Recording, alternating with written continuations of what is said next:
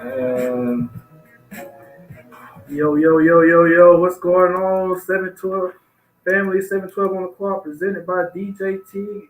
and Martin. Yes, sir, we powered by 101 TKO Radio. So, another week gone. We started off the playoffs last weekend. You had interesting wild card weekend. I ain't gonna say it was the greatest hell out blowouts, but Boring. most of them were. Now, the Rams and Lions game was really good. Now, first off, how you doing, Martin?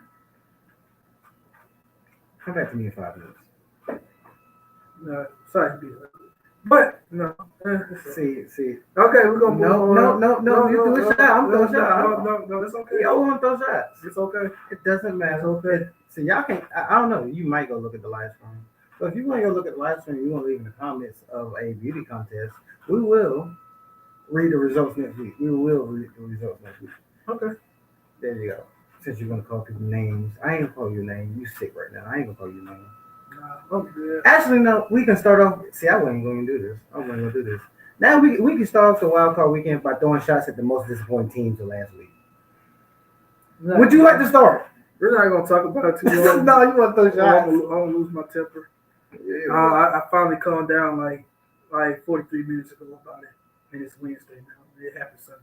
I tried to avoid even talking about it. The Cowboys' monumental collapse. Actually, okay, I do got a question. Since we on wild card weekend, this just came to me. Who had more terrible collapse, the Cowboys or the Eagles? Cowboys. Nah, I think the Eagles. I don't know the Give me a Cowboys reason for the Cowboys, and I'll tell you my reason for the Eagles. because everything was set up for them to make a run. They was at home with the 2 seed. They had no business losing the way they did. The Eagles, everybody kind of saw that coming. They was already wet in bed like a good month and a half in a row. Okay. It was everybody. I don't think not many people had to win that game. Okay, Based you on how said they y'all moved. shouldn't have lost, but you watched the game just as much as I did. Actually, we watched it at the same time. You see Dak eyes. As soon as he got like 7-0, that man looked like he was a fret. He was. Oh, he said it. He said this is his quote in post game press conference. He said his mind was moving a lot faster than his body. When the time caught up, it was too late. So let's translate that to layman's terms. He wasn't ready for the moment. You were frightened. You were. Yep. How? You are a 7-year vet. This is not your first time in the playoffs. He wasn't ready for the moment. So I think that's a bigger collapse. That's a bigger indictment than whatever was going on. So you're right. Philly's been collapsing for a month in slow motion. How do you win 10 games to start the year and don't win 12? Like there should be like conversations had in Philadelphia right now that Well, very the uncomfortable. longevity of it, the Eagles had it worse, but if you just talking about that one playoff game, like to me, the Cowboys are worse because like the Cowboys come in the playoffs, with high expectations. But the Eagles was already collapsing. They had lost 5 or 6. Really should have lost all 6 because they shouldn't have beat the Giants at home the first time they played. Then they got beat down by it. They lost to some bad teams. Just lost to everybody kind of. I think most people would have been surprised they would have beat the Bucks based on how they came into the playoffs. No, They came to the playoffs had- already looked defeated. They already looked. Okay, So it wasn't really a surprise that they lost I to the can Bulls. say okay. Let's change it. Then I don't want to say surprise because I think the Cowboys blowing it is not surprise. I think the Cowboy fan, I think Cowboy ownership and Cowboy management set their expectations for a finger bust season, and that should not be how you grade when you're not built for it. Definitely not the coach. I don't know if that's really a Mike McCarthy, but I do want to say shout out to Green Bay, shout out to Houston. Those two teams get my undesigned respect for this weekend. I would say Houston got a chance this week. They do. As long as They're not going to be here's my favorites, but problem. they got a chance. Here's the thing: you gotta go see that man in his home, and that man got pressure on him like Dak had last week. That's what I'm saying. Yeah, but he ain't I gonna don't think fold. I don't think you're gonna see this bad with Dak, but make no mistake about it. Other than maybe Dak himself, Lamar got the most pressure in the entire playoffs this year. Not really, because you can expect it. It's just like the same thing it does. Everything set up for you. Have like in the years past, like you could make excuses for like he ain't had the receivers. He didn't have the offense coach. There is no excuse now. You're the number one seed at home. You got receivers. You got defense. There is He's no not going to have the excuse pressure that now. Dak has. Dak has internal pressure. He has internal pressure, but outside, no. If the team think about it, you look at it. If the Ravens fail, it's not all on Lamar's fault. You're really not gonna put it all on Lamar. You're gonna spread that humbug around like a I Christmas. feel like this. They don't have to win, but he can't be the reason they lose. I'll give you that. He has to play the exact way, if not more, Better. than he did in the regular season. He cannot, because But- 1-3 in the playoffs, he clearly didn't play as well in the playoffs in his playoff games as he did in the regular season. If that repeats again, there is no excuse this year. You're the number one seed at home. You got a receiving core. You got a good offensive coordinator. You got the best defense you had since you've been there. There is no excuse. You finally got Absolutely healthy none. defense. I ain't gonna say Absolutely none. There is. that. I mean, you never know. And the reason I want to take a lot of pressure off Lamar because I think us as people outside the game try to dictate how players in the game should actually feel, and we have no clue what they're going through. Mind you, I don't know if y'all seen this, but they had this little commercial where they show Tua looking through his helmet, where it's like looking through the QB helmet. And for those of us who have played football, like high school, collegiate, etc., once you put that helmet on, it is not like Madden. You do not get the entire field. You do not get the entire field. I remember being receiver. I can barely see over the DB I was trying to jump over. It's not an even field. But I'm more excited for the Houston Ravens game than probably any game this week. I know there's a lot of historic games going on this week. Matter of fact, I want to get to my games. Let's go over the matchups. I'll let you take the Bucks Detroit game because I'm hoping Detroit wins because I don't like the Buccaneers. I was highly upset that the Eagles collapsed, manifested all the way to the playoffs. But that was a manifestation. How you start slow and lose slow at the same time. Well, the big. I was reading on this. I was gonna watch this other morning. The biggest thing, and I totally agree with that, is like the Eagles probably didn't just show up when they started losing. They had no problems all season. They were just fine. They were just winning those games early in the year. That's it was why like one. I I think Shannon Sharp said this. He was like, it's like a car. It's like it's like a car. You don't pay attention to the problems until it starts affecting you. You don't. They had the problems all year. They were just winning early in the year. I like Chris Broussard's tape better. I like that. I like this tape. He called them well-oiled trash can. Well-oiled tomato cans. Well-oiled tomato cans. You beat up on a tomato can till you become the tomato can. And you're no. He called Dallas a pretty. I gotta say that because they beat good teams. Six of their wins are against teams that are currently. Like they should there was a couple games there they should have lost and they just found ways to win, but you could see the issues they had all season long. So let's do a deep dive real quick and we come back to the games because we still don't feel what's the actual problem. And I know what you're gonna say because I heard that this one. It's gotta be bigger than coordinators. No, I truly believe that's it. No, it can't because what you see. I think that the only thing I think of, I truly believe that Jalen Hurts wasn't 100% this year. Was it like that's another thing? But that doesn't explain missed tackles, lack of effort. No, coordinators matter. Your unit reflects the identity of your coordinator or your coach. You mean? The coordinators work closely with the coordinator work closely with the coach and head coach. We see plenty of head coaches that, well, they were okay head coaches, but really they coordinators what ran everything. That's what I'm saying about Philly now. You saying the coordinators were big deal. We say that, like you can say that in Kansas City with Eric Bieniemy. Like him leaving is a direct effect of why they have the problem they have now on offense. Why they're like what you hear in Washington with Eric Bieniemy. Very, very hard nosed. He believed in like perfection. Believing in look at them now this year. You think the wide receiver wasn't dropping the ball? The same wide receiver was on the team last year. That was on. They weren't dropping passes last year. They weren't dropping passes last. But if you're looking at Philly, that's an entire team collapse. And it wasn't one game. And they lost both their coordinators. Their coordinators do not make you want to go play. Okay, if this was the case, if that was the case, the coordinators is the biggest problem. Why did it take you 11 games in for you to collapse? And my argument is they were like that all season. Even if you go look at when they was winning, you could see the same issues from when they were losing. The difference is they just won those games. And most of the time, half those games, the other team helped them. By making their own mistakes, help them. Like you can see, the same issues all season. Okay, so what's the fix? You get new coordinators in? Yes. No. If you, especially offensively last year, the Eagles were the top RPO team in the league last year. They hardly ran that this year at all. Same roster. Everything better. Okay, then Anything fire is him. better, same roster, but just I'm refuse to asking run for it. Just refuse solutions it. to the problem because I don't think that I think that's a problem. That's not the biggest problem because even if you have coordinators. And matter of fact, here's why I don't think that's a big problem. You promote it from within. So you promote people that the players were already familiar with. It's not always that simple. No, because even that takes next level thinking. We just doing surface level right now. It's just a surface level conversation. You replace from within. So I already know the connections with the players. The playbook should be somewhat the same. No, that's where you're wrong. I said somewhat because I don't know what old buddy brought in. Obviously, the Usually when head you promote coach. it there, you might get some similarities, but that coach naturally gonna want to call things different than that previous coordinator Well, the head called. coach don't have no say so because he don't call plays, nor do he design plays. What does he do? Some coaches get more leeway than others, depending on what the head coach, who the head coach The is. head coach is doing nothing in Philly. He doesn't put together a good defensive staff. That's not his specialty. He can't run an offense. That's not his And that's specialty. where he's gonna be held accountable. Now, I want you to be held accountable for the performance your players put out there, where they didn't look like they wanted to be there in a playoff game. This ain't college. like a different court. The reason why I say their coordinators probably the biggest reason why they're different this year is because different coordinators coach different tendencies. Some coordinators, some people are more about S's and O's, some people are more about just the little things.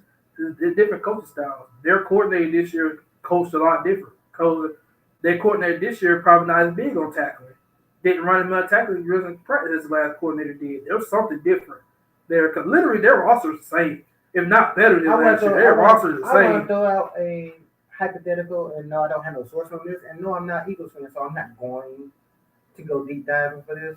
I'm just gonna wait for the naturally come out. Bro, they have problems in the locker room. I think they got a Draymond Green in their locker room. That I thought outside of the coordinator situation, I think that's the other thing. I forgot who said it a couple of days ago on first tape, but it was just like something happened.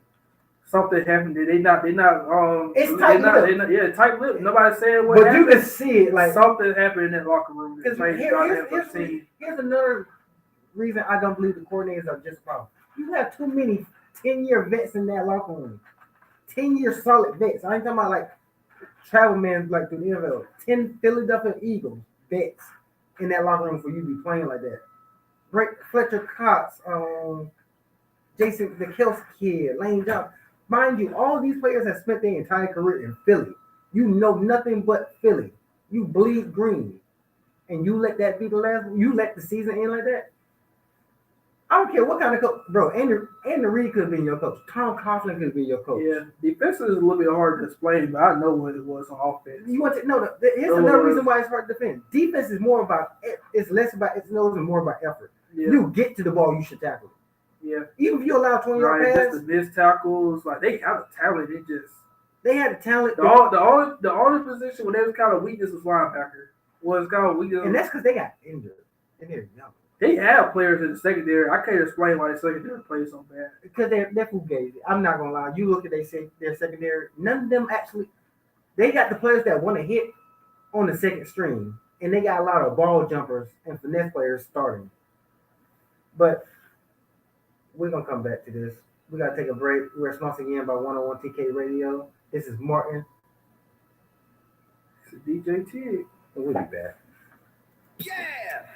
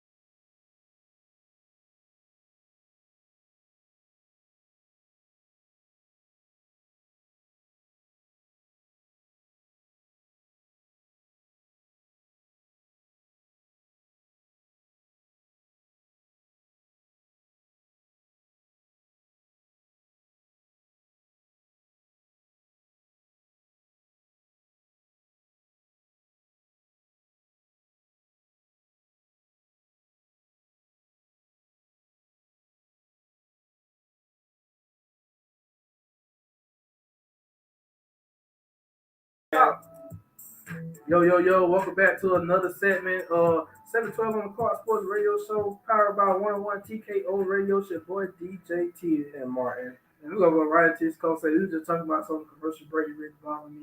We're talking about Tua. Okay, and let me propose the statement I said. That way nobody gets misinformed. I said coming out of college, he's the most overrated QB coming out for as high as he got drafted. He's overrated to me. I'm sorry. I get it, and I'm gonna go off the point you just said. He has a high QBR rating. You can have one of those and not be a good quarterback. Look at the weapons. One can speed. You have four receivers that can literally speed past everybody, and you throw ducks past 50 yards. No, he does not have the most beautiful deep ball. You've seen that. Most of his balls don't go there anyway. He don't slide. How are you an athletic quarterback but not mobile?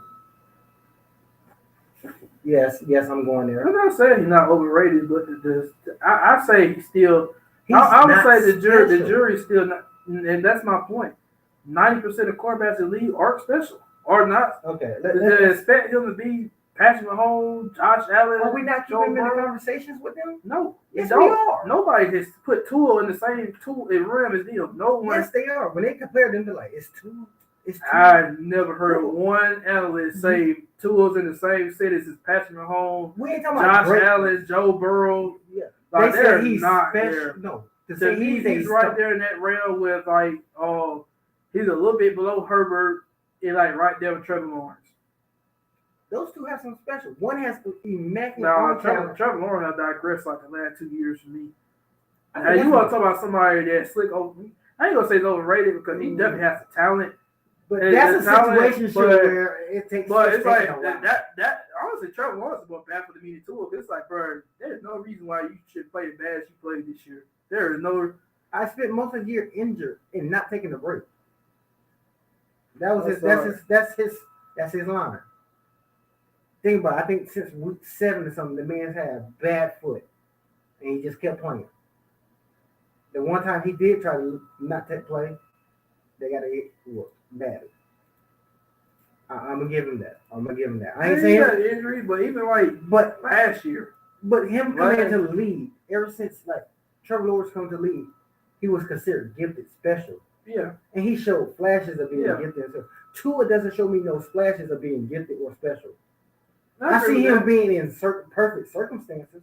See, I agree with you on that part. I just didn't agree with your part. Was like he's not a starting quarterback. I say he's okay. I'll take that back. He's not I'll run that back. I'll I'm run not that back. like I need to see a little bit. Now, next season, he had these same issues. Then we can talk about it. See, here's Then the we can thing. talk about. So you talking about putting me in a conversation? Joe Burrow is not physically special, but the way he plays quarterback and what he does for that team is special. That's No, special. Joe Burrow is different. No, thank you. But none of those are physical attributes. He's not overly fast. He doesn't have an overly talented arm. He's not overly accurate. He just does what needs to be done. Yeah. He's a tough son of a gun Yeah, with some moxie to him. Yeah, He's a really A+ version of Baker Mayfield. yeah. I just don't like comparing two of these other quarterbacks. Like, because For what? How many quarterbacks? And I agree. How many other Should quarterbacks he have been drafted as high as he did? Probably not. I agree with that. He definitely shouldn't have been drafted over Herbert. Definitely shouldn't. But I can agree with that. But I don't know. I think the jury's still out on him because I don't think it was all his fault this year. No. See, I don't think you want to tell somebody that the jury should be out on, but I think his time is up. It's Herbert. There's nothing else Herbert can show me unless he gets a great team and a good coach. That's all you're waiting on right now. Herbert. I don't have no doubts about Herbert. He just needs a better coach. He needs something. He just needs a better coach. He needs something. Because he can't show me nothing. You got one of the most talented, gifted arms in the entire NFL. He can't show me nothing. And yeah, you had a coach that refused to let him showcase his talent. So that's where the jury's still out. That's where the jury's still out. He just need a better coach. I don't have no doubts about Joe Herbert. I do, but that's because I haven't seen it. And no, I did not watch his college tape. So I agree with that. I don't have no doubts about Justin Herbert. I think even Tua's like, yeah, I got some concerns about him. I have made, but I need to see a little bit more because I want to see the situation. I think the problem with Dolphins this year, they was too much of a finesse team. They had the same problem we had. Same problem. No, too much of a finesse team. Too much of. If you want to compare them to the Cowboys, I told you this in confidence, in private when we were watching the game. Dak has already hit his ceiling. There's no better play that you're gonna get from Dak. I agree with that. That's how I feel about Tua. You giving him every type of weapon you can possibly give him. He has 3 receivers that could be W1s. That could be ones, straight up. Waddle could be a 1 if he wanted to. You have 2 running backs, Rashid and A-Chain. Both of them are 1s. You have a decent to not good tight end and a decent to average offensive line. You have a genius on the sideline calling you plays, and you still can't get it to me. Okay? I give you 1 more year. Because the offensive line got to get better. The offensive line got to. The offensive line was a big issue. You said it yourself, Tua's not that athletic. He's not that. You know that makes me pull my hair out, and I don't have a lot of it. That makes me. But how many quarterbacks can play behind an average to below average offensive line? Okay. You count number on one hand? The number on one? Yeah, but we even see Patrick Mahomes. What happened to Patrick Mahomes behind average offensive line? Okay, let's go down this list. I'm just coming off the top of my head. You can correct me if I'm wrong. I'm gonna run down a list of quarterbacks. You tell me they move or not, and if they had a great offensive line their entire career. Are you ready for this? Michael Vick. I'll make it easy to start off. He's one of the most athletic quarterbacks in the history of football. Okay, mobile quarterback. You don't have to have a great Donovan McNabb. And yes, I'm talking about the 07, the 05 to 07. He can run, it wasn't fast, but yeah. I would look at it as a dual threat. Are we going about today's standards or yesterday's standards? That's the day. Okay, I'm talking about in the era. Okay, I'll show for the offense and not. No. I hardly no quarterbacks in today's standard. Other than maybe Michael Vick. Maybe like no, that was like. Are we gonna like? Come on now. Okay, Donovan McNabb. I keep them in their era. I don't compare eras. Thank you. Keep them. So Donovan McNabb. Typical dual threat. Like he can manipulate the pocket, but he's not about to sit there and gas you like for yards. No, he ain't doing all that. Don't want to say that name. Give me the boy, Russell Wilson. Give me the boy, Russell Wilson. Same thing. Can manipulate the pocket, but not about to gas you up the field. Okay, I disagree. He might give you 10 yards. He might give you a first down. Right? That's mobility is best. Yeah. That's mobility. Yeah. Typical dual threat quarterback, yeah. Okay, now. You ain't got to worry about him taking off 50 yards, pretty much. No, but you also got to worry about him eating the 20-yard sack. You really do got to worry about that. Another mobile quarterback. And we're talking about 2 here. Arm talent. So mobility, you're not in top 5 for any of this. You're not mobile. No, you're average good line. You think about what I just said. Michael Vick took his team to the NFC championship game with that bad offensive line. Granted, most of that was him. You cannot compare Tua and Michael Vick. I'm not. I'm saying if you have an average O-line and you're not mobile, what good is coming of it? That's what I'm getting at. And that's what I'm saying. Like I really want to say Matthew Stafford, and that's when it comes to Miami personnel. You have to understand your quarterback. Your quarterback is not a mobile quarterback. They had the personnel for that. They fixed that problem. Went out and got that offensive line was average at best this year. You got speed receivers, so you can do a 3 to 5. And what always free. I don't care what kind of skills this you got. If you don't have the offensive line, I don't care. 3 to 5 steps drop, girl. 3 to 5 steps drops. How fast is that? You play DT. He's lucky he got what he got on the couple receivers he got. If he didn't have that speed, Miami wouldn't be nowhere near good offensively. Because the offensive line. So it's not him. It's not him. That's what I'm saying. Him not being special is a detriment to them. Because you have to get them the ball. But what's more likely, conform your team to the quarterback you have, or finding a special quarterback that's like once in a generation? How many quarterbacks out here are really that special? I mean, but they can over. You count number of quarterbacks on one hand that's literally good enough to overcome like weaknesses of your team.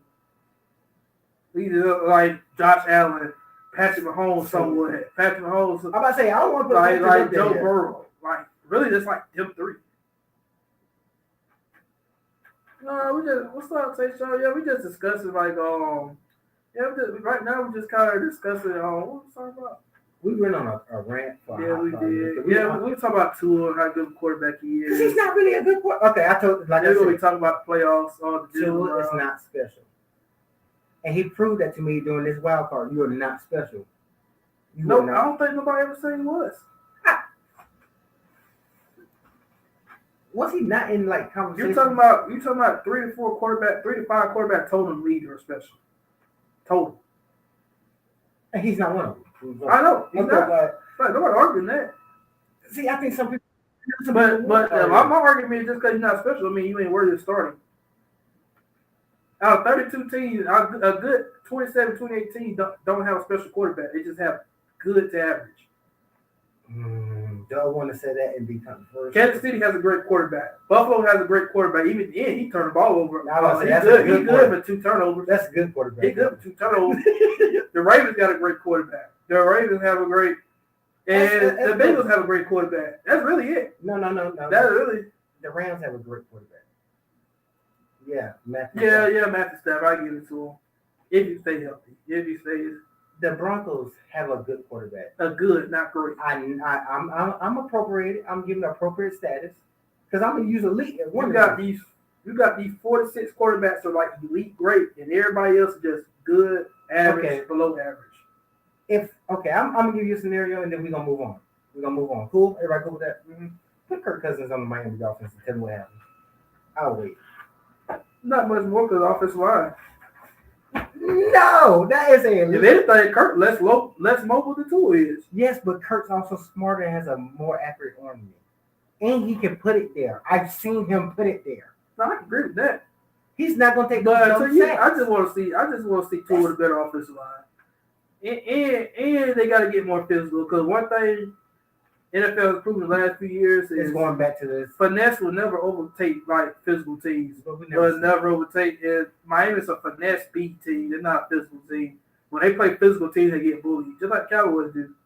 They get bullied. They get bullied. All right, let's get back into our playoff predictions because what game are you most excited about this weekend? You know what? I would say that to the other end of the commercial break. This is 7:12 on the clock. Powered by 101 TKO Radio. It's your boy DJ T and Martin. I did not know we were going to break. I was keeping going.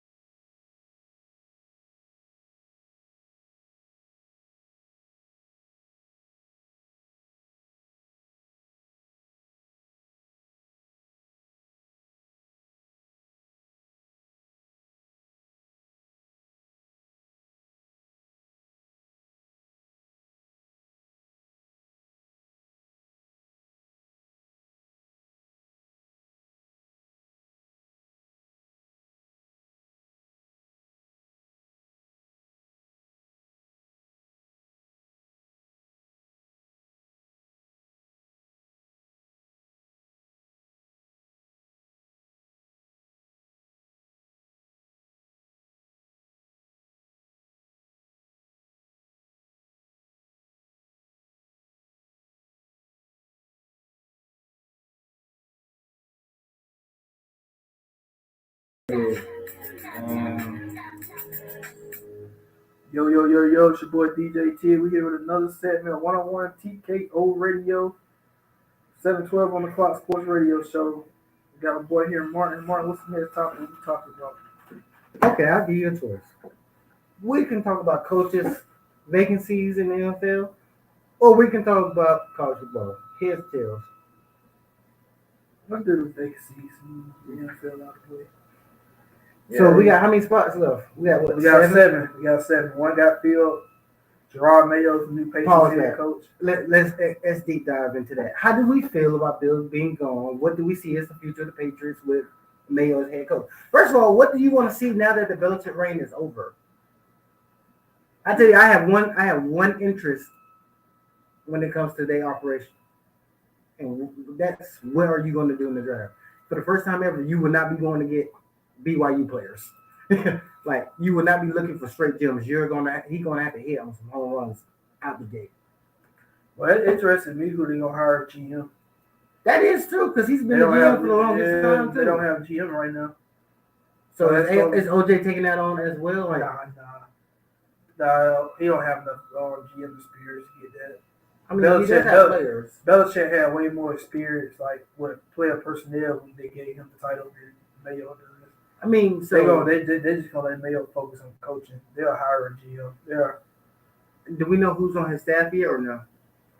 No, not necessarily. I didn't hear too much about him.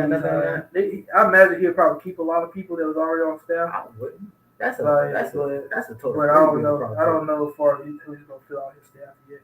Here's the thing: if I'm OJ Mayo, or not OJ, if I'm Mayo, I'm not keeping nobody. Honestly, ain't no point. I need a fresh facelift in this thing. You finna turn this 7-year-old grainy organization into a 20-year-old hot chick. I don't want no mess around. None. I don't want none of the previous regime here. None of it. Yeah, I don't know. I don't even care. Look, Robert Kraft, thank you for the opportunity. You can go sit down somewhere like you was doing for 20 years. That same leeway you gave Bill, give me. I will get a GM here, give him 5 years. Now, how long you want to give a new GM? Taking over the Patriots roster. 4 to 5 years. That's 5 years. You do anything. Now, if you make some home run hits, you make some home run hits. But that's what I'm interested in. What kind of draft strategy you going to have? Considering the Patriots don't draft well. Or haven't drafted well. So that's my first question with Mayo. Second question is, what's the timetable for like a New England fan? I don't know any New England fans personally right now that I can call. But what's your timeline for, like, I think you just have to see progress. What's progress for them? Because they haven't been in the playoffs the last 3 to 4 years. So no, progress means having a starting quarterback for the whole season.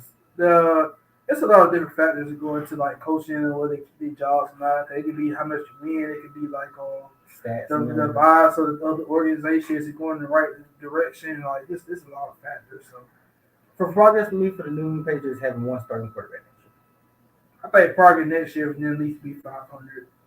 At least be 500 and have their quarterback of the future. I don't even say that you need quarterbacks. Like, just have this consistent same QB starting minimum 10 games. And I ain't talking about paging them in per quarter. Had the same dude start and finish the game 10 times. Yeah, that's progress to me. Because that flippant show we watched this year where it was Bat Zaley or Matt Jones and company at quarterback, nobody was playing well. I don't care. If you let the ship sink or you do something or hop off, you don't just keep moving the diving board because you want different heights of screw ups. Like, you got to remember from coach respect, they're playing for their job. See, they're coaching for their job. It's easy to say let the ship sink, but the moment I do that, I'm conceding my job. Basically, like, I'm gonna get fired at the end of the year. The coaches standpoint, they're gonna do. That's one of the big connections between coaching and GMs. Coaches think more than now. GMs have to think more of the future. Then more of the future, like coaches like, nah, you gotta win now. Because if I don't, the way the NFL set up today, you got like 2 to 3 years to win. And if you don't, you're done. You're fired. Yeah. If you don't, you right. You're definitely if your ownership group and the pockets to be. Yeah. So all these owners not have much patience. But I think now here's where I throw back a little bit of pushback. You with the Kraft family. You're gonna have time. If Not anything, not necessarily. now think about Bill it. Belichick, Bill Belichick But also that's won. because he got old. He got He tired. won 3 Super Bowls in the first 5 seasons. You gonna be allowed time when you literally start a dynasty. You literally No, that's the thing. He's going to be allowed time because Kraft has seen what the alternative is. The Kraft I family don't seen know. like when you see mediocrity. I After seeing think Kraft is more patient than an average owner, but I wouldn't sit there just assuming Mayo gonna have 5+ years. No, I think 5 limit like at this.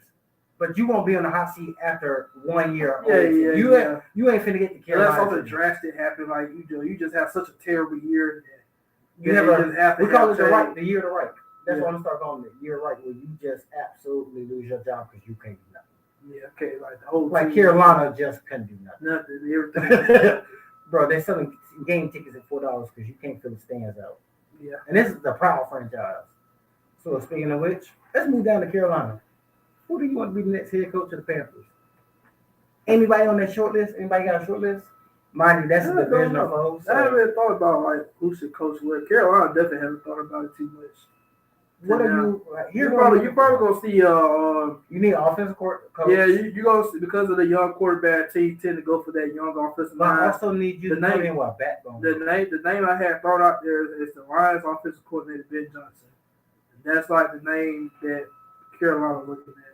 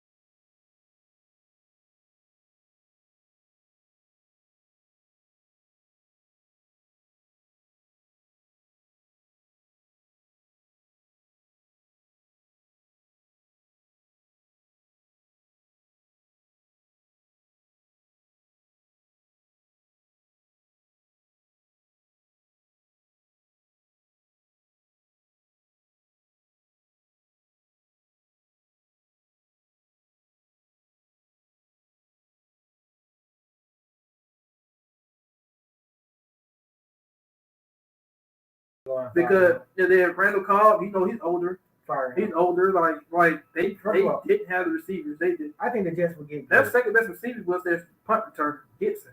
And that's in the second. I'm not gonna talk about the Jets because the Jets are not in trouble yet. The Jets are not. I don't think Robert Silence is in trouble and losing his job. He's gonna be on the hot seat next year though. They gave him the pass this year because it's hard. Like it's hard to. I think he said it too. He learned a lesson. Like they built the team too much around Aaron. Once he went down, the whole team, the season was pretty much over already. They had no backup plan. But they fought though. They fought. Yeah, they had no backup plan for Aaron Rodgers' injury. Even though it was inevitable. They act like he wasn't 39. Even though it was inevitable, he was going to get hit at least once and not want to play anymore. So honestly, this was his saving grace. I think they'll go get like a Joe Flacco or somebody like that for AC to be the backup. Go get you a draft. No, don't bring in no young player. No, go get you a Cal Trask to back him up. No. What? If you got A-Rod and Cal Trask ain't even started the game. I know he hasn't, but he can learn. No, that's the problem. You need a veteran backup that you know can come in and win you a few games. Yes. I'm not taking that. I'm not. You need a veteran quarterback that you know can come in and win you a few games. If and probably win, Aaron Rodgers miss a few games. Why would you go get a quarterback that's unproven? You don't know what they're gonna do when they're on the field. You do. That's exactly what they did with Zach Wilson. Exactly what they did. Okay. You depend on a quarterback that was unproven. You thought he was gonna be enough to get you by, and he wasn't. So what you want to? That's an old QB rule. That's not good for Go get you a veteran. You ain't even gotta be old like Joe Flacco old. Case Keenum. I said Cal Trask.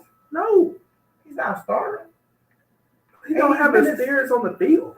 You don't know what he's gonna do on the field. He ain't started. He started what, 1 or 2 games? I think like 6. No, he's not starting many games. In the Bucs. Tom Brady just retired last year. Tom Brady didn't miss a game. That's true. Okay, fine. What about Tannehill? Yeah, but even then, Tannehill. Like you said, go get somebody old. Tannehill's well want a chance to start. So I'm talking about somebody realistically, a veteran quarterback that has accepted the fact that he's a backup. Ryan Tannehill has not accepted the fact that he's a backup. He's a backup. Well, I promise you, he's going to go to a team. He's only going to go to a team. He has a chance to start. They may not hand him a starting job, but he's going to want to compete for it. Okay, let me ask you. But he's a backup though, right? No, you don't think Tannehill is a backup? Jury's still out on that. Okay, Gino. Personally, I'd like to see him as a backup, but Gino, is he better than Gino? Even Is he better than Gino? I think they're about the same right now. They're about the same. What you think Gino is? Exactly. The perfect bridge quarterback. Exactly. He's a backup. Bridge quarterback is another level to me. I know bridge quarterbacks means hey, you got potential, you got the ability to be a starter, but you're not going to be a starter for 2 to 3 years at the most, but we're going to have that young player ready to take it. Basically, you a mentor. That's Ryan Tannehill. He's not pure backup. Pure backups is me, Case Keenum. I know, but you got Aaron Rodgers right there. He's not a starting quarterback, but he compete with Aaron Rodgers' ego. If they gave them a QB battle, A-Rod compete for your job for the first time in your life. You think Tannehill actually? No, not Aaron Rodgers. Aaron Rodgers is one of those 5 or 6 quarterbacks that are elite. One of those 5. That's what I'm saying. I'm like, bro. Ryan Tannehill probably 2/3 of the team could go compete for a starting job. Ryan Tannehill, even in Tennessee, everything that happened in Tennessee wasn't his fault. It was not his. I don't know why they didn't put him back on the center. It was not his fault what happened in Tennessee.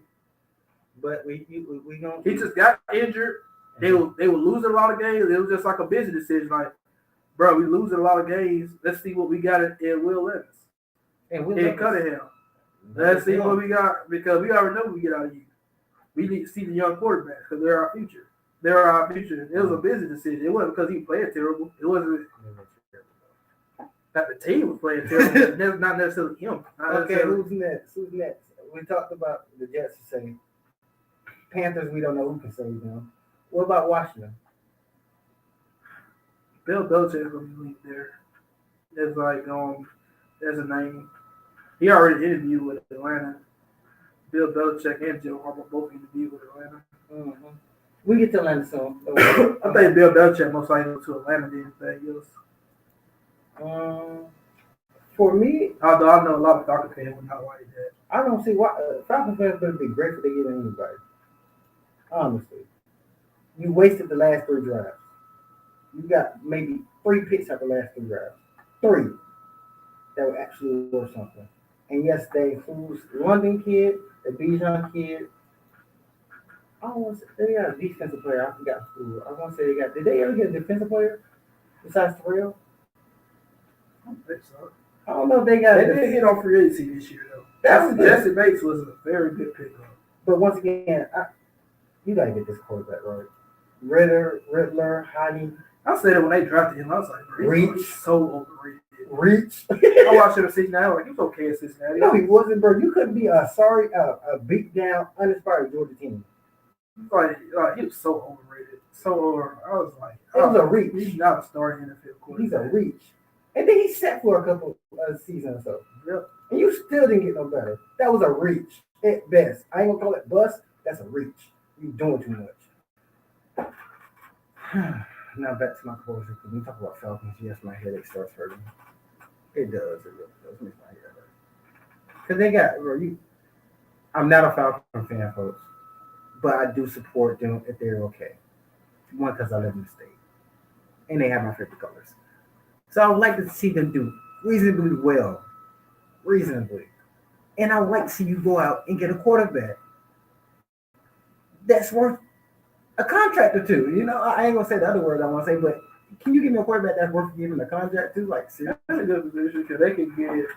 I don't think they low enough to get like one of those top quarterbacks that they trade up. But I think Justin Fields definitely gonna be like the number one people like Atlanta fans want.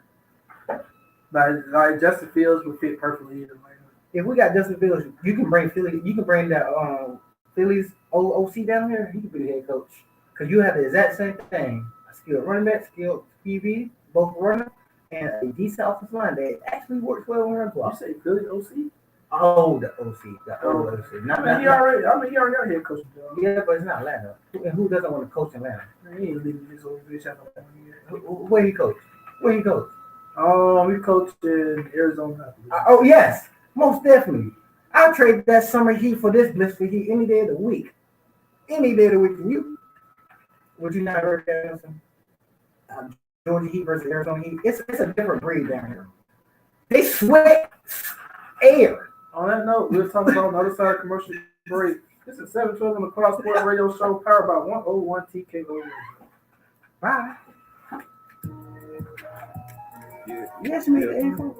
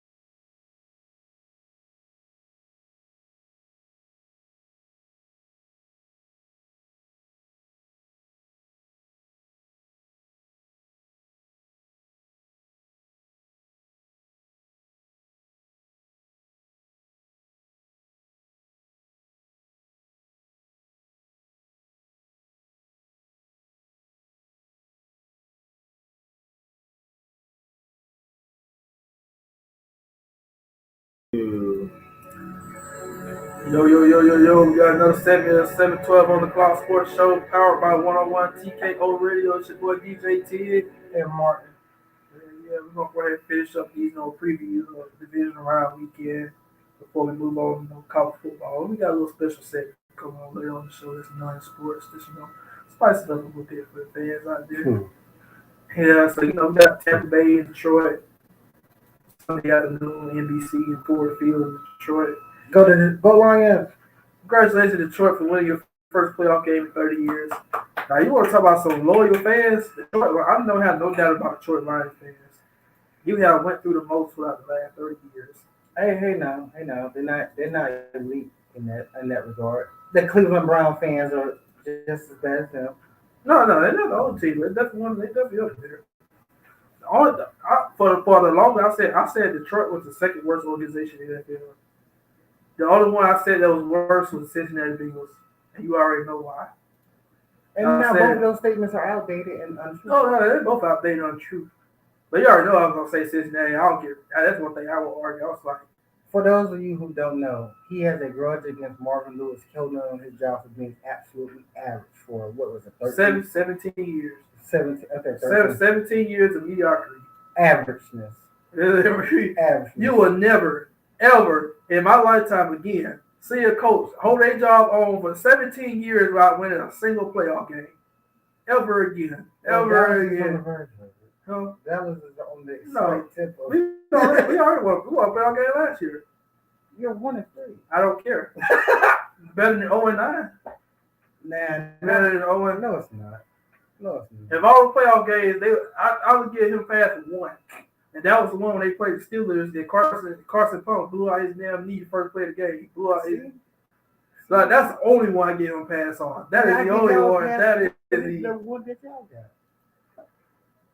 Nah. I promise you Mike McCarthy won't be no coach for 17 years while winning a playoff game. Nah, because that's just because Jerry won't. That's sad. Everybody says the owner. It wasn't against Marvin Lewis. It was against Brown. Forgot his first name. The owner. Owner is the Bengals. How can you sit there for 17 years and ask your fan base, spend all your money on these season tickets for 8-8 in the first round exit. 8-8 in the first round. Also during this time, Cleveland had better things to spend their money on than football. LeBron James was in town. Cincinnati, not Cleveland. It's Cincinnati, Ohio. I don't care. Cleveland, Ohio. It's the same state. No. So you're saying Cincinnati and Cleveland are not in the same state? They are in the same state. That's it's not, but no, they're not intertwined. They're not inter. They're literally brother franchises. The dude that started the Browns started the Cleveland. Yes, they also beat rivals. They're also because the dude that started the Browns started the Cleveland. I understand that. But Cleveland don't have anything to do with Cincinnati, and vice versa. Don't have any. Dude, they literally have the same colors. Minus one is Brown. Yes, I get the similarities, but when it come on the field about winning, they're not intertwined. Like I mean, for a while they were. One gave you mediocrity, the other one gave you 50, 60 years ago. Not that ain't true. Cleveland was giving you like 3+ win seasons, like as far as like 10 years ago. Stop it. You had one give you consistent average, and you gave you one that gave you. And how many head coaches they go through? I think 17. I'd rather see that instead of you keep one coach for 17 years. He can't even win a playoff game. Well, look, so 17 years, and he don't win a playoff game. We're getting off track again because you want to go on the rant. At one point, when you start letting your fan base waste their money, that's not wasting money. They asking your fan base to buy season tickets, spend all their money on the team for 8-8 in the first round. It's guaranteed. It's not okay. It's not more interesting. You go to the game. At least put some faith in your fan base, at least by trying to help them win. You're like, this dude, like, bro, I think that bigger fan had to be the biggest suckers ever.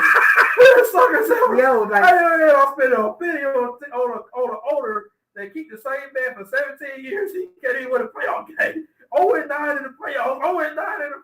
See, dude can't win a playoff game. This dude can't. Hey, to all the Cincinnati fans watching this, yes, you can inbox him and talk trash to his Cowboys. I don't care, please. I want all the smoke. Do you? Because mind you, they've been to a Super Bowl. They know. Yes, now.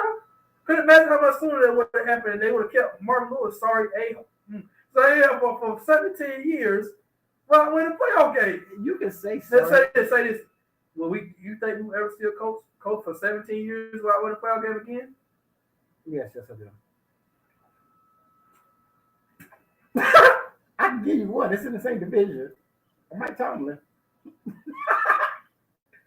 Tell me Mike Tomlin can't go another 3 years without winning the playoff game and still keep his job as long as they win the regular season. Tell me he couldn't. No. You fire.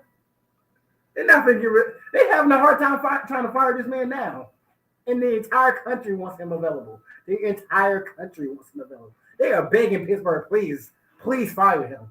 By God, by God, please. And they can't do it. They're not going to do it.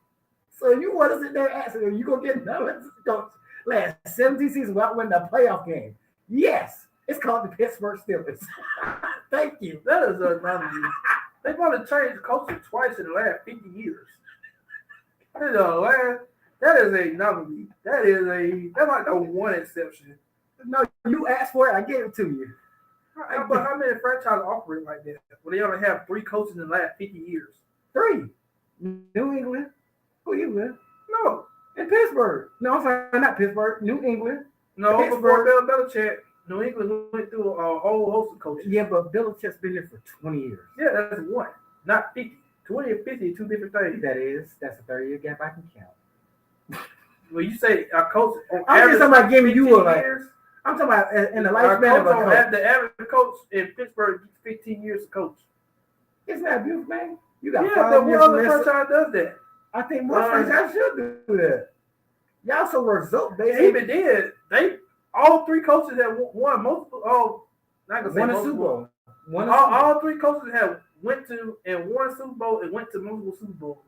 I probably if Mike Tomlin didn't win a Super Bowl, he wouldn't be there right now. I can't argue with that because why would you keep him? But he's always a winning coach. I'm not arguing. Not only Mark Lewis didn't win a Super Bowl, he won a freaking playoff game. Freaking. I'm sorry, when your playoff competition is usually the Steelers or the Ravens, I don't care. no, you gotta get you. I ain't saying. And most of the playoff games was at home. That's not true. That is true. Not if you go 8-8. How are you in an 8-8 home? They won the division. What year did Cincinnati win the division? I didn't say they were 8-8 every time they were playoffs. I wouldn't say they were 8-8 every year, but his record averaged out about average. So wait, you getting mad at this man for keeping his job? He was an average coach that somehow amazingly kept his job for 17 years. We see exceptional coaches don't keep their job that long today. Yeah, because their owners and fan base and media push them out. But they should.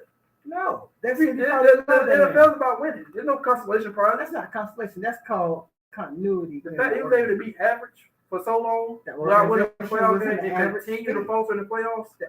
First of all, he's allowed to keep the job because the organization was in an average state of mind. They were just happy to be. And that's a problem when you asking your fan base to spend all their money on you. They stickers wasn't that high. Why would you set your expectation to mediocre? Because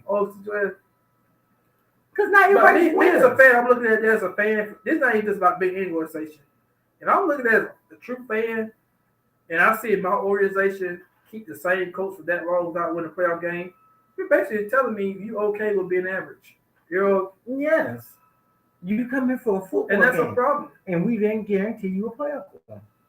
Think about it. Now you say that's a problem if you're okay with being average every year as a sports competitor. Hey, you asking fans? Not every fan has that killer. Sports is about winning. To us, yes. Nothing else matters. I know. Nothing else. I know. I understand how the world works, but that's how fanhood works. That's truly not how fanhood works. You should spend that from the highs you have had this season and the lows you've had this season. That's fair. Sometimes you just hoping to get a good game out there. Am I right or wrong? You hoping to get a good game out. I don't care. But So Tampa Bay. So who's picking Tampa Bay and Detroit? Detroit by 5. Yeah, I got Detroit in the close game. Okay, who you got for? We didn't even talk about the boys, and I don't think we really should. 49ers Green Bay. Love. This is all I'm saying on this game. Don't leave it alone because we do got to move on to college. Jordan Love. Now you got to go prove it. You be up on a team that had the little lights that was a little starstruck last week. You finna go see them boys this week. Ain't nothing finna be starstruck about them when they see you. You gonna be deli meat to them. Don't be deli meat, Jordan Love. Don't be deli meat. I got San Francisco winning, but I think Green Bay will make it a closer game. As long as he don't become deli meat. Yeah. Now you gotta play the they bullied the Cowboys last week. They would not bully no. San Francisco. He's gonna be deli meat this week. He was supposed to be deli meat last week. He gonna be deli. He's gonna be a sandwich this week. We'll see how it goes. It's coming from both sides. It don't matter where you learn. The only thing on Green Bay side, you just never know how a team gonna be with that week on. Sometimes team come in rusty. Sometimes we. But then again, with the amount of Swiss Army knife San Fran has, you're not gonna get a game with all three of them off. You're not gonna get a game with all three of them. 1, 2, Purdy, Kittle, Purdy, Christian, Purdy, Debo, or Debo. I'll think. But one of those 4 players are going off tomorrow or this week. One of the 4. So I got San Francisco, man. But the most interesting game to me is skip it. Go to the Ravens game because I want to break down that Buff case. That's the game I'm about to say. No, skip it. I want the prediction for the Houston Ravens game. Give me that first. That's the game I was about to say. Oh, okay. I thought you were talking about the. Oh, that's the game you're most interested in. Yeah. So you're not with the storyline. I think that's potentially be the closest game. I think Houston is going to give the Ravens everything they want and more. But they want. Here's the thing. I picked the Ravens to win, but I think Houston really going to get them. Here's the thing. CJ, this is your first road playoff game, and it's not at home. When I'm saying it's not at home, it's a road playoff game. One, you got to go play in Baltimore, and we don't know what the weather conditions are going to be like in Baltimore. I'm in Georgia. I know she can be temperamental. No, I don't need something okay with that. The Ravens are not necessarily a strong home field advantage. It's not maybe outside the weather. Yes, the weather, but that's what I'm saying. What about going to Baltimore is not like going to Kansas City. It's not like going to Buffalo or Seattle. It's a hell of a lot different than playing on turf. Oh yeah, I agree with that. That's what I mean by you going to Baltimore. Yeah, the weather, the turf, and one thing. I'm more talking about the atmosphere. No. First of all, that man CJ played at Ohio State. He used to loud noise. Yeah. That man just played a CFP game that went really down. Just because he is, I mean, the rest of the team is. No, but you're leading. You seen him play last week. He leading that team. They fight for him. I agree. Him and DeMarco Ryans, or whatever his name is, Mr. Ryans. That's why I say he just one of the quarterbacks. He's special. CJ just got the it factor like Joe Burrow. Exactly. So that's why you just never count him out. Just never. But the KC Buccaneers. It's okay. Who you got? The Ravens winning. I got the Ravens winning. Yeah, I got the Ravens. But it's by like 3. Yeah, close game. Now if they do blow Houston out, they'll pull away like a full quarter. No. But if you see what they did, you remember the game they played against San Fran? What? How fast it was for them? They do that to him. Yikes. Yeah. I ain't gonna lie. If the Ravens make the Texans look like Swiss cheese this weekend, you can go ahead and pencil them in for the Super Bowl because I don't see nobody else on their side to beat them. I don't care if you KC or not. They're gonna make your quarterback fight for it. So Kansas City Buffalo, another interesting game. Too many storylines. I've heard this. If the Bills don't beat them this year, whenever they're gonna beat them, I heard this. This is Patrick's first road game. I've heard this. Is this the year? To be honest with y'all, this is gonna play out like it always does. Patrick's gonna do some Patrick things. Josh is gonna throw a pick. Stephon's gonna cry. And that's what I really get at. It's hard because you want it. It really just depends on what both quarterbacks do. Because the fact of the matter is, for Patrick, as good as he is, there's no way to know how he's going to play because he never played in a playoff road game before. There's no way to know how he's going to play. Now you get him because of his greatness, you get him the benefit of the doubt, say he'll play well, but there's no way to 100% know that because he's never seen him in a road playoff game. But with Josh Allen, you're gonna get. You're gonna get the one that's gonna throw you 2 or 3 interceptions. Do that, you're gonna lose. Do that. Or you go get the one to take care of the ball. Get the one, and Kansas City defense interest too. This is gonna be a low scoring game. This is both defenses is tough. It's gonna be a low scoring game. And with that, we'll come back to y'all. This is 712 on Fox, powered by 101 TK Radio. I'm Martin. This is my brother, roommate, love, Tig. DJ Tig, y'all. We out. Yeah, I got to go.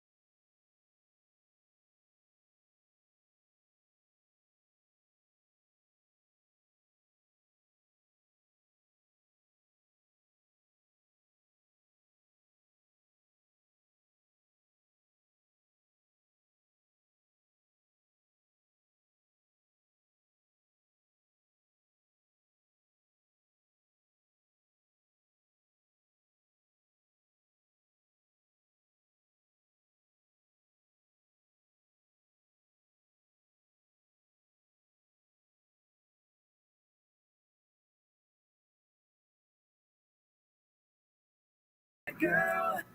Welcome back to another segment of 712 on the clock. Sports radio show powered by 101 TKO Radio. It's your boy DJ Ted.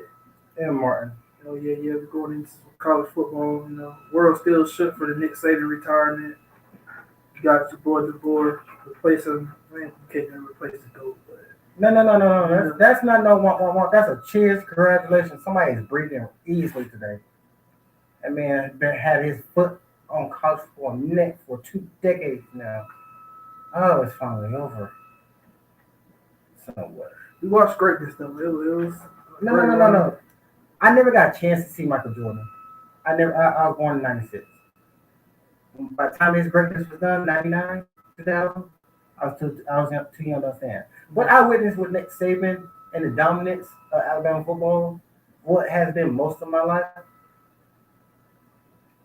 and in the best words I could put, eye-opening, inspiring. Yeah. Tragically. I'm not an overly emotional person, but when the news broke, I had some emotion behind it. Like, but it wasn't like he died. It was like, wow. It's a bit chunk of my football, like watching that greatness in Alabama. So I know the title of the page says Aftershocks, but I'm gonna ask you as an Alabama fan, and this goes to all Alabama fans, because I heard a term that y'all are cherry fans, because none of the Alabama fans under 30 know what it was like before Nick Saban. Right. And most people say, "Oh, Nick, Alabama was still that program." No, it was not. It was not that program. So, what are you expecting this season? Like, what would be, as an Alabama fan, are you here for Nick Saban? Were you on brand? I'll still be an Alabama fan. To me, I love Nick Saban more than anything, but I don't think it's a situation where I won't be an Alabama fan anymore. Like, I still gonna follow sure. Especially, I thought a big thing was gonna be with who coach they got, and I do like the hire. You like the OC hire? We'll see about the OC. I was about to say here's the thing. So far with his hires, the OC sounds like the West Coast version of Lane Kiffin. Yeah, I'm excited.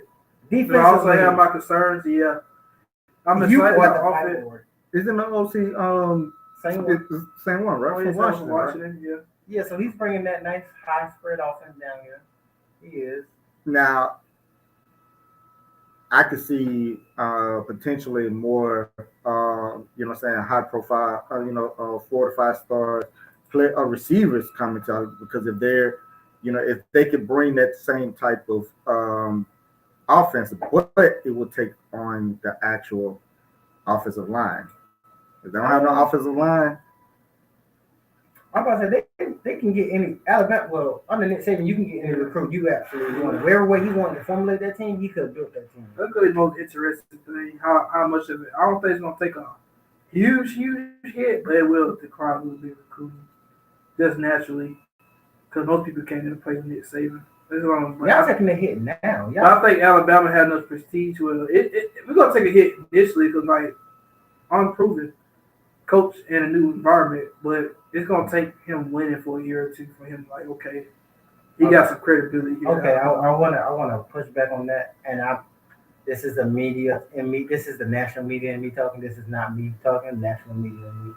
The man got wins. He is a certified winner. That I agree with. Two, y'all did lose. You're taking a hit now, and most of these players are going to like A&M, Florida State, going somewhere you really won't probably have to see them, or they're gonna be like on the 3D at best. So I'm going to give him a couple of recruiting classes, see what if he finds his picking. How we won't be able to see them? We're gonna play most of these seasons. No, like most of the players that transferred. No, I don't think they're y'all starters. No. Isaiah Buzz is going to be arguably the best receiver at Texas next year. Arguably the best. He probably will be. Caleb Downs, freshman All-American, he will be starting wherever he goes. Unless he will be starting. He won't be starting next year. No, whatever. He's one of the best safeties in college football as a true freshman. As a true, not going to do that. He's going. Now, granted, I'm saying those two are. They would not leave a starting situation to go somewhere else on the bench. They wouldn't. Otherwise, they would have. Okay, just a playback. But even if they do leave, I think Alabama will be fine. I kind of want to see who y'all keep and what the spring game was like before I actually start passing out judgments. Yeah, that's why I said I'm not gonna judge too hard. I gotta see. But I need to see a season. Since we are talking about players in the transfer who's making moves, as you already said, Isaiah Bond went to Texas. That was a good move for him. I'm not gonna lie. Screw all the transfer. I hate them. I thought I hated it as a Georgia fan. I would hate it today, this week alone, if I was a Bama fan. I would absolutely abhor that thing. I'm talking about left and right. You got DBs, corners. The only person I'm surprised who had in the transfer portal is Jalen Miller. That's the only reason. That's the only one that's surprising me. You look at the opportunity, bro. He's smart fit there, bro. You looking at what Michael Pittman Jr. did last year. He got similar skill set. Similar, not exactly. He's a little more athletic than. Man, he's more athletic. He looking at what the board did with Penix last year. He's like, oh yeah, the last two. Oh yeah. He like, yeah, I'll stay here. Yeah, I'll stay. That's smart. I don't blame Isaiah Buzz for leaving. I was like, yeah, he went to a really good situation. Like Texas, I'll say top 5 pass catchers. They were talking like Isaiah Buzz will probably be their best receiver next year. I forgot AD did leave, didn't he? Mm-hmm. They all going to the draft. Hey, wish you luck, AD. Now, what do you think if Monroe was to leave, or do you think any other team would want to come in? Yeah. Miami would immediately tell Cam Ward, you are dismissed. You can go to the draft and go pick up Jalen Monroe. A lot of teams. With that quickest of hey. With that athleticism, a lot of teams will pick up. Honestly, Monroe's talent, his skill set alone can get you to the CFP. You put the a lot of teams that already got quarterbacks committed transfer, they would have second thoughts about it. Like DJ at Florida State. Florida State, yeah. Florida State. Ohio State, bye. Ohio State. Miami, bye. Yeah. Yeah, and look, you want to be fluky? We can be fluky too. I don't see him, got the the pass. I don't see him. I think he's a better pass. I think the same thing. Does he not remind you of a young Lamar? You don't think he can pass until you give him time, then he blows you up. He's a certain style of pass. That's a good analogy. The problem with us early in the year, and then we reverted back to it in the semifinals, he's passed a certain way. He's not a 3-step, 5-step drop. He's not a 3-5-step drop. He's not in rhythm thrower, so there's no point. He's to play after the play quarterback. He's backyard football. Pretty much like Patrick Mahomes early in his career. And he figures it out. Patrick Mahomes early in his career wasn't a 3-5-step back quarterback. He was a 3-5 backyard football of quarterback. Course, I'm not comparing his what's the word I'm trying to say?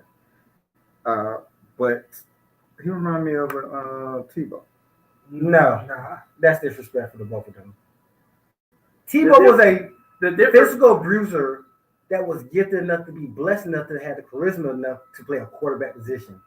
But he did not have the arm talent. Right. At all. Right. Or but Jalen Monroe can throw a ball 50 yards down the field with his wrist. Throw a ball. It may not be accurate.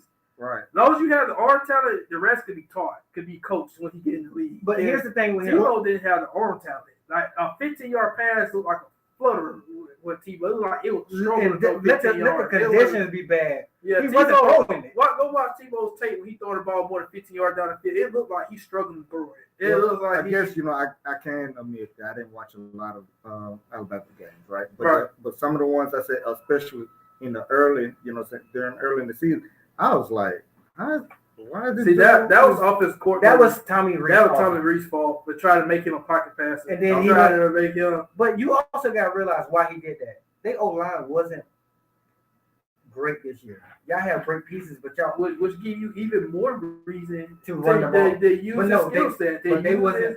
Think about it, you had a freshman left tackle at Proctor, and the person next to him was soft as cotton nail. And you had the worst center in the league this year. You had the worst center in the league. And by the way, he's a 3-year starter. Basically, Tommy Rees came in and built his offense like he had Tyler Butler playing. Like he had Tyler Butler. I think that's who I think he expected Tyler Butler to start because he transferred from Notre Dame, came from Notre Dame with him, and he built that offense for Tyler Butler, but it didn't fit. Mid-season, mid-season he changed. Tyler Butler is a pocket passer. Is a pocket. Jalen Monroe is not a pocket passer. He's not a 3-step, 5-drop quarterback. Don't roll out the pocket. You got Jalen Monroe is an athlete creator. he cared for football. It's given time. He just. But it's gonna take time for him to learn how to do it. So I think when he get in the NFL, I think he could be molded. I think honestly, this year going up, he's gonna be molded. Because this is gonna be good for him. I think it's gonna be. Because you finna face a schedule that's not friendly to one of your coaches. Jesus Christ, boy, you picked the wrong time to come to Bama. You picked the absolute wrong time to come to Bama. You are not only finna have bro. You know everything set up there for him to be successful. Yes. How fast we win a championship, I don't know. But we still will be one of those top 3-4 teams in the SEC. As long as they play. As long as they play and that recruiting doesn't go nowhere, and he actually here's the thing, here's my big problem. He's not a builder. So you went to a perfect situation where you don't have to build a team, but you also never develop players. You haven't been anywhere long enough to develop a player or a class. That's my biggest problem. I don't care if you win it. The point of college is talent acquisition and development. Can you get these dudes to the league? Well, honestly, that makes it even more impressive that you found a way to win without even like staying long enough to develop players. Imagine he's not leaving this job fast. He's not leaving. Imagine what he can do with longevity at this job now. I don't think you're gonna get it. Bro, that man walked into a hot seat, low key. No, he did. I'm about to say you. I truly think he'll be fine though. He will. Yeah, I'm more worried about the administrative side. Like, can you really be realistic with expectations? No. Are you gonna give him everything you gave Nick Saban without him asking? Nick Saban demanded it. He's gonna walk into the. That's really what it's gonna come down to. He's gonna get the same resource they gave Nick Saban. He's gonna give it. And they're going to give him a little leeway to get his identity in the program. Or you just expect they just keep going. Mind you, as great as Nick Saban was, Nick Saban's greatest talent was recruiting. It didn't matter what you said as another coach. When I go in your living room, I can do this. And I can tell you, you stay at least 3 to 4 years, you're walking out with a ring. That's still true, except for this class. This last 4 years stretch, the only stretch they don't have a championship ring. Right? The only same class. I'm so glad Trey Burke, Jermaine Martin was part of it. I'm so happy you're part of it. That's not even true. We won in 2020. So the same class just left, they did win a ring. They won in 2020 with Matt Jones. They won in. I stand corrected.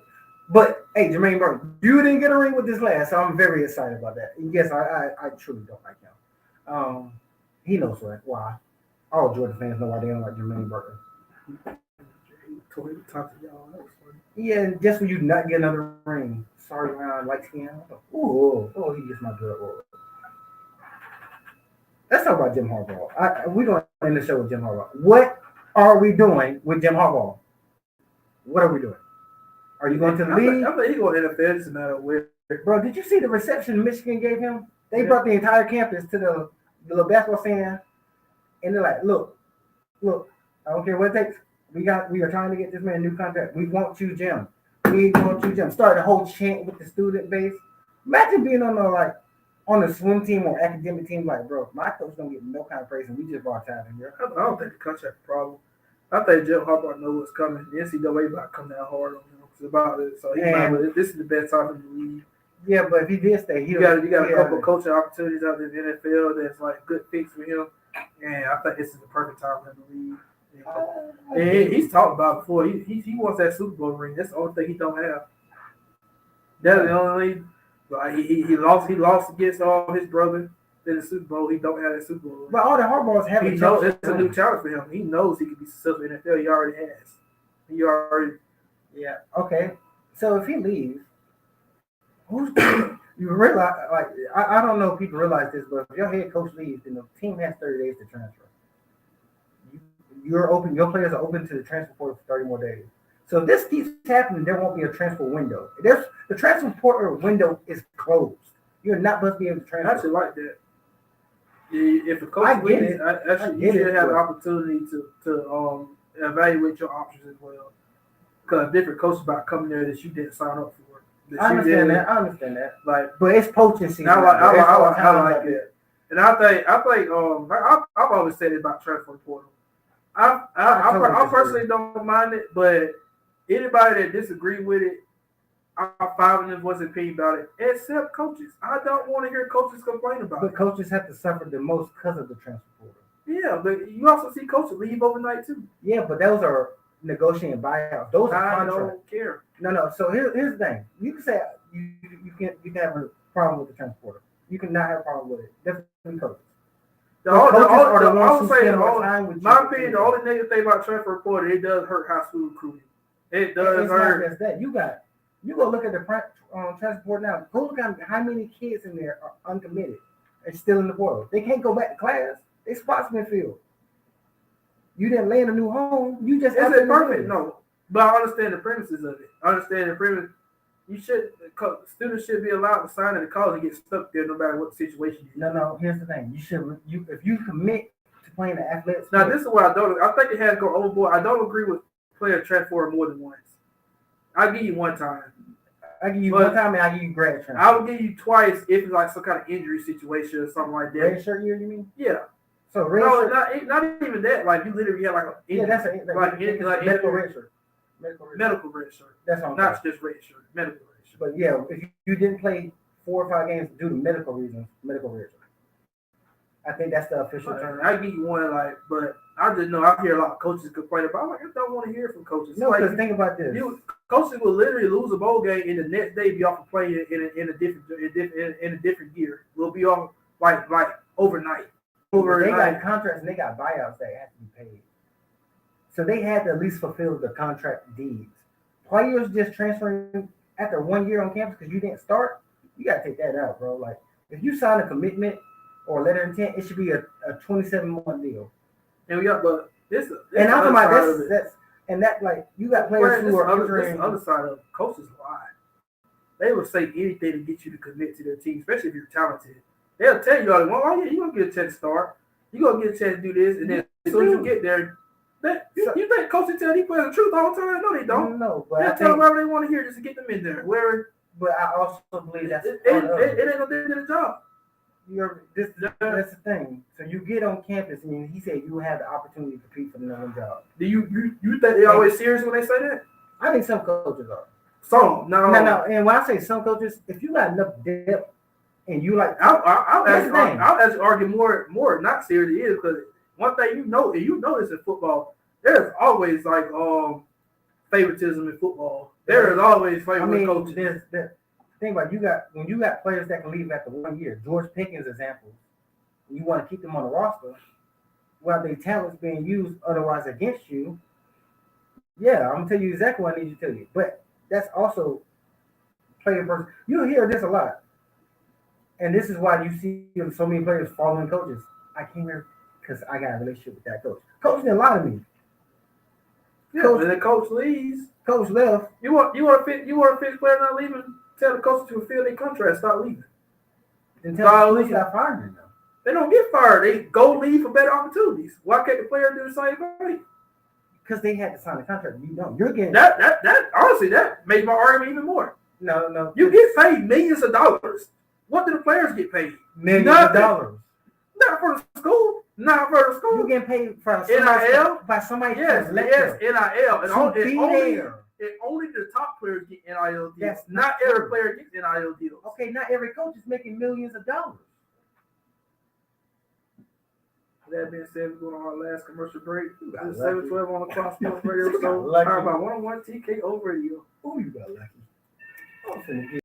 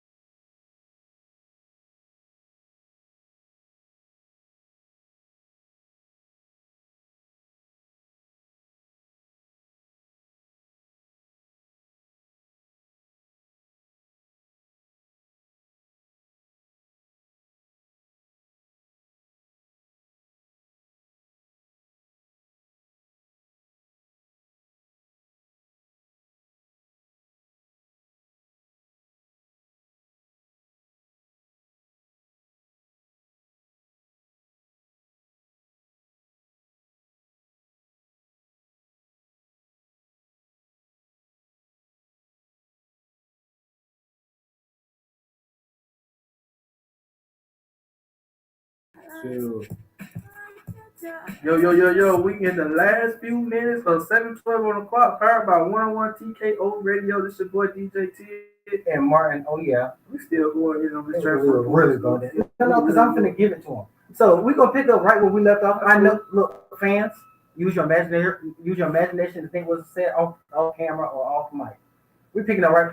Jaquez Jenkins started all 13 plus games for Ole Miss this year, and then transferred for what reason? Money. That's the problem I have. If you're gonna stay, you made a commitment. The letter of intent used to be the most special thing of college. Like as a fan, were you not excited for sign today? I got this dude on my team for 3-4 years. Now I don't have him on the roster for 10 months. That's a from a fan perspective. We know. I can only speak for fan because there's a lot more. There's a lot more. You was in that field. You was in that field. That's why I said. That's why I look at it from a business perspective. From a business perspective, let's be real. College football is a business. It is. And you talking about coaches getting paid millions, but look at the type of managing you got to do. Not only do you got to provide on the field, go to in-home. You got to go find your players. They don't come to you. Well, you don't get it right. So why do coaches off the league for better jobs? Honestly, better scenarios. Better scenarios and better money. My argument is why can't the players do the same thing? Because you're a kid making choices. And your choices always don't need to greener pastures. And this is not true for coaches. No, but coaches, you are held accountable. If you don't provide, you get fired. You really do. You get fired. And players, if you don't perform, you get benched. You get benched, and then you get to go throw a hissy fit, enter your name in the portal. No, they don't understand. I understand that. I just want a commitment from you, from the player, before you get. But we don't live in a world of dead commitment. We don't live in because loyalty is not overrated, and it's a dead thing. It's a dead art. One thing I had a problem with coaching jumping ship. Coaches will sit there and go through a whole recruit cycle, just like DeBoer just did in Washington. Told all his recruits, "Oh yeah, I'm gonna be here. We gonna run it back." And then literally 2 days later, he's in Alabama. Don't even have a meeting with the player. The player got fired through social media. He's even going. Now this goes back to you having an agent. That wasn't his call. He was the last name up on that list. You and I both know he was the last name up on that list. Oh yeah, I know that. But you don't have the DC to call a team meeting before you just leave. Look, I can't speak on that because I don't know how I'll handle that. It's mind you, Alabama didn't give him no. Okay, you can think about it. No, it's you in or out. I get that, but don't let your players find out through the media that you leave. I mean, when you depends on how fast media gets there. Went on the field during the national championship game. But think about this. Now he ain't no thief in the night like Lincoln. Lincoln literally played the game and then hopped on the jet. That was wrong. By all standards, that's wrong. I'm just but saying. For Washington players, we ask the players to make a sacrifice and stay in a situation just because they committed somewhere, but we don't ask coaches to do the same thing. I think you do. Coaches get all kinds of commits to commit to their school and then turn around week later and leave. Or get fired. Leave or no warning. Firing is one thing. Leaving is another thing. Yeah. Ooh, oh yeah, it's time.